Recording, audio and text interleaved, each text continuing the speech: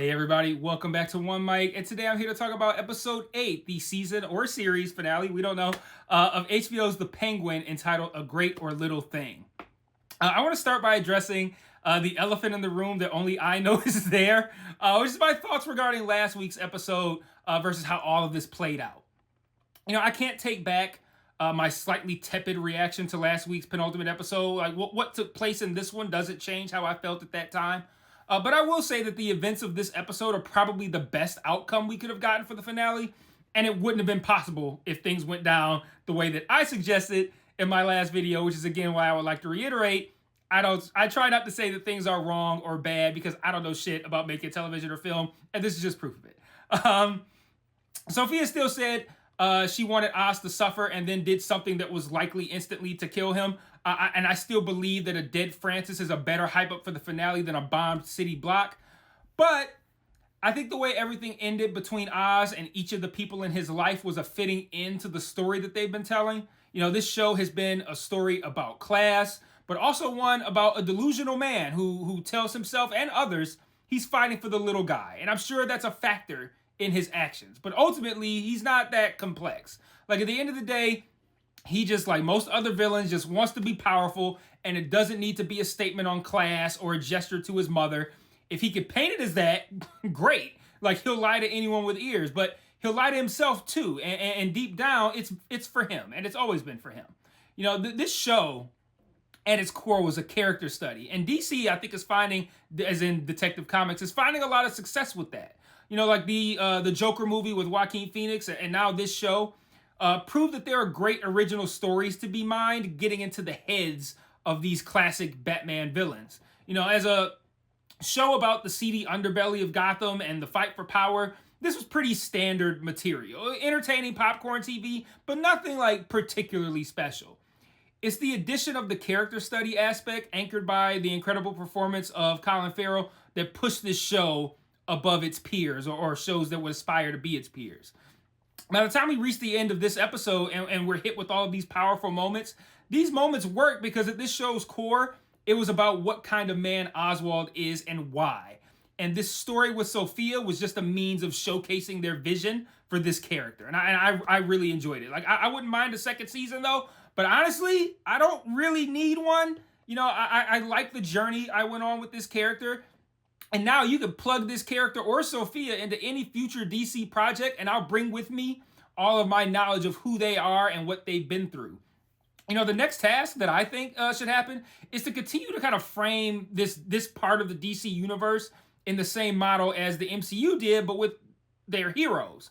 You know, the MCU gave each of its heroes their own film, so by the time the Avengers films came out, we could just get right into the great story without any kind of character build-up or anything like that. That's why Infinity War worked so well. It had 10 years of backstory already built in. So we were able to jump right into an incredible story since we've already been connecting with these characters for years by this point. DC has incorrectly been trying to copy this, starting with the Groot movie and then dropping like the individual character films. But I think now they might have found their secret sauce. And I hope that they're not watching this, but if they are, I hope that they listen to me here. Keep giving me these character studies. Like, keep giving me stuff like this or that Joker movie. Like, make the next series be about the Riddler or Scarecrow or Barry Keoghan's Joker. Instead of going, people seem to like the Penguin, let's order 5 seasons of that. Like, and then just fuck off for 4 seasons, giving me, you know, a basic fucking TV show. Give me these compelling, deep, and emotional character-driven stories that show me how these villains came to be who they are.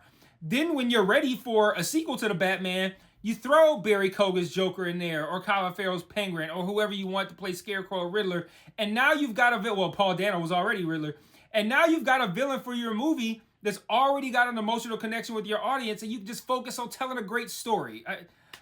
Just my 2 cents. But enough of that. Let's talk about this episode. Hey everybody, I just want to take a small break from this review to talk about the various other ways you can engage with me on other platforms.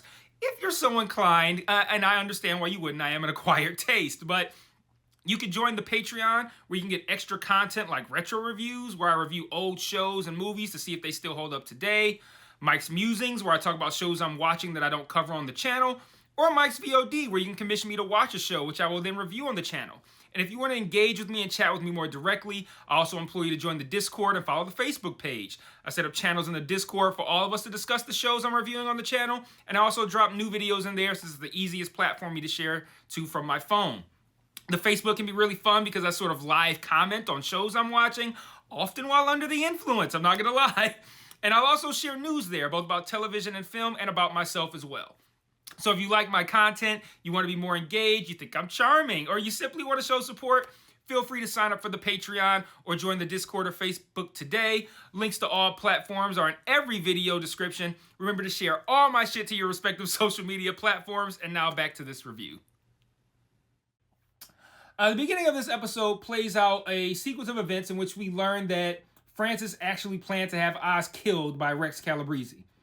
You know, I like how they had the present day version of Francis in these flashbacks.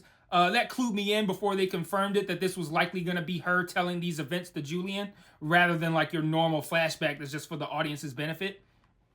There's a great moment where Francis talks about how he could have saved his brothers, but he didn't say shit because he got what he wanted, which was her all to himself.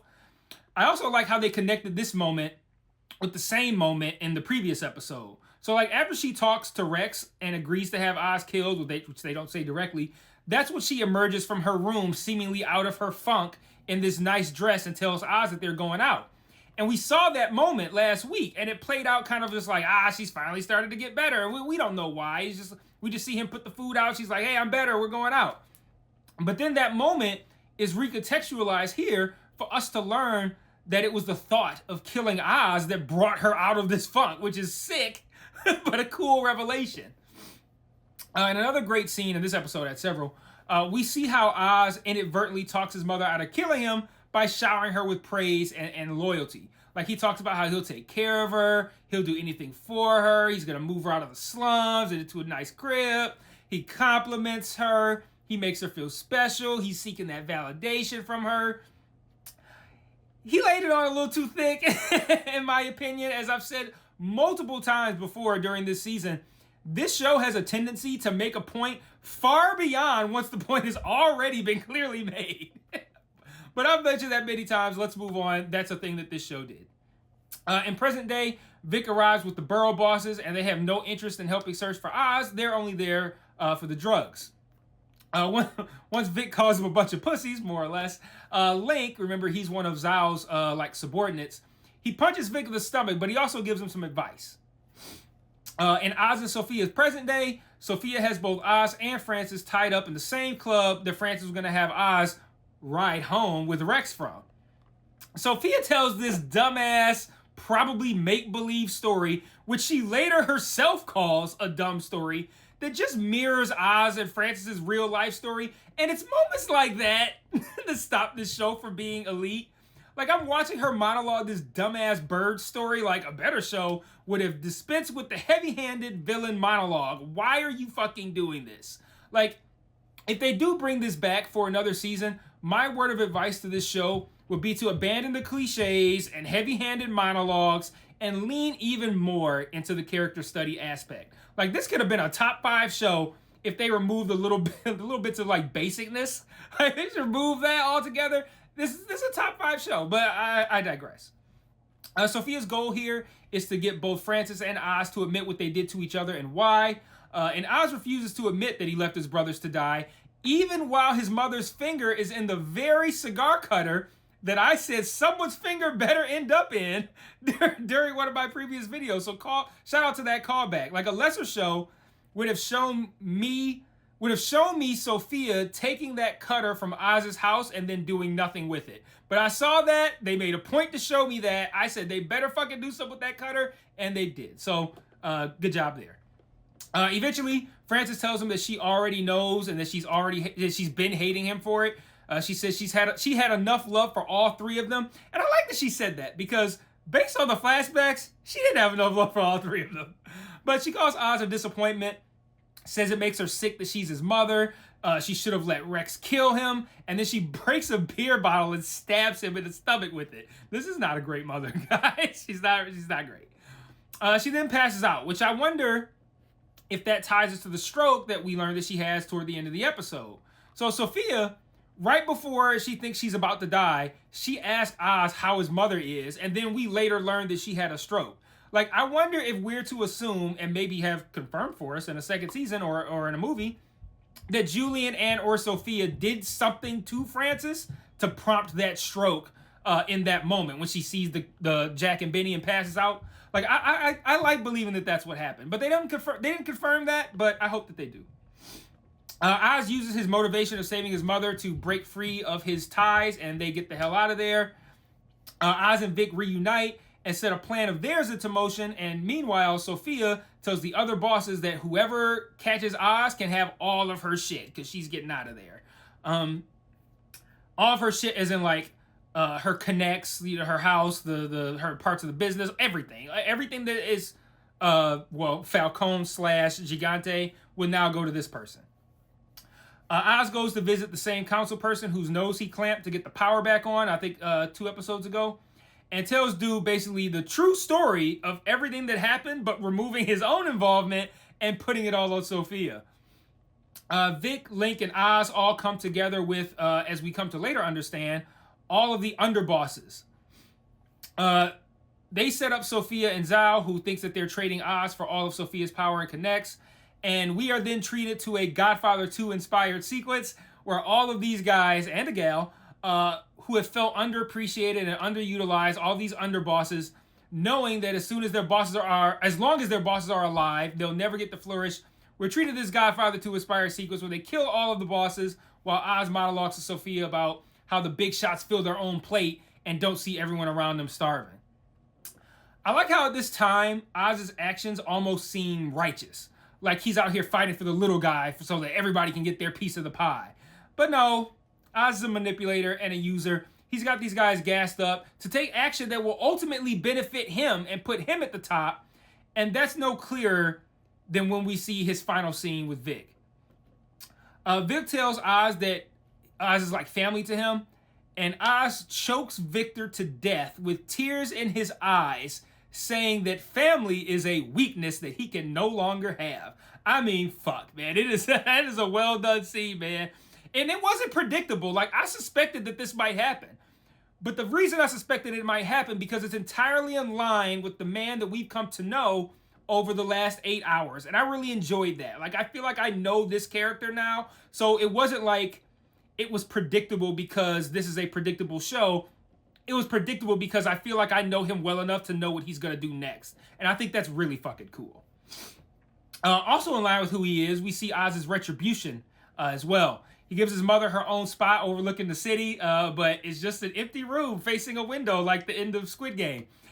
He didn't kill Sophia, which seems like mercy initially, right?